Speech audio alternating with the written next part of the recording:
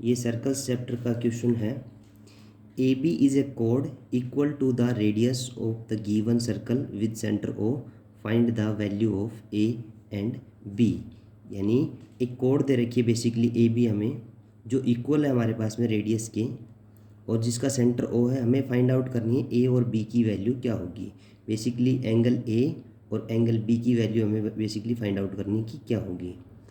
सबसे पहले हमने देखा कि ए बी एक कोड दे रखी थी जो इक्वल हमारे पास में रेडियस के, ये कोड है बेसिकली जो कि रेडियस के इक्वल है। यानी बी ओ रेडियस है तो ये बी ओ के इक्वल रहेगी। अब ओ ए भी हमारे पास में रेडियस है तो हमने देखा कि ओ ए भी इक्वल रहेगा, यानी ओ ए भी इक्वल रहेगा। इसका meaning A B, B O और ए ओ तीनों साइड्स इक्वल है। इसका मीनिंग ये क्या है अपने पास में, A B O equilateral triangle. जो ट्रायंगल है हमारे पास में ए बी ओ, वो इक्विलेटरल ट्रायंगल होगा। अब इक्विलेटरल ट्रायंगल की ईच एंगल हमारे पास में कितने डिग्री के होते हैं, बेसिकली 60 डिग्री के। तो हम लोगों ने इसके सारे एंगल्स क्या लिख दिया, 60 डिग्री लिख दिया। अब हमारे पास में एंगल बना B O A, angle B O A plus B O D, angle B O D is equals to 180 के बराबर होगा, क्योंकि दोनों के दोनों एंगल क्या बनाते हैं, लीनियर पेयर बनाते हैं बेसिकली। अब angle B O A, B O A जो एंगल है वो 60 डिग्री का है, और B O D angle, B O D angle है वो ए है, is equals to 180। Then angle A is equals to 180 degree, minus में जो 60 है ये लेफ्ट में है, राइट में मूव करवाएंगे 60 माइनस हो जाएगा। Then angle A is equals to हमारे पास बेसिकली रहेगा 120 के बराबर, यानी एंगल ए की वैल्यू आई हमारे पास 120 इक्वल। अब हम लोग निकालेंगे रिफ्लेक्स ऑफ ए का रिफ्लेक्स, यानी बेसिकली बी ओ डी का reflex, reflex of B O D, जो कि हमारे पास में बी ओ डी आया है 120। अब इसका रिफ्लेक्स ये एंगल होगा, बेसिकली ये पूरा का पूरा एंगल हमारे पास में reflex of B O D होगा। अब reflex of B O D कैसे निकालते हैं, बेसिकली 360 के अंदर से माइनस करेंगे हम लोग बी ओ डी को, यानी 120 को।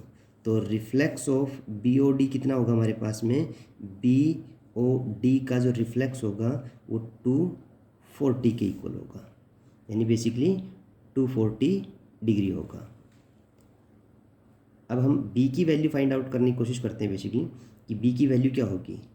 अब हमारे पास में जो बी ओ डी का रिफ्लेक्स है, reflex of B O D equal रहेगा हमारे पास में ट्वाइस ऑफ एंगल बी के, ट्वाइस ऑफ एंगल बी के। अब इसका रीज़न है कि क्यों होगा भैया, हमारे पास सर्कल चैप्टर में थ्योरम होती है हमारे पास में कि आर्क सबटेंडेड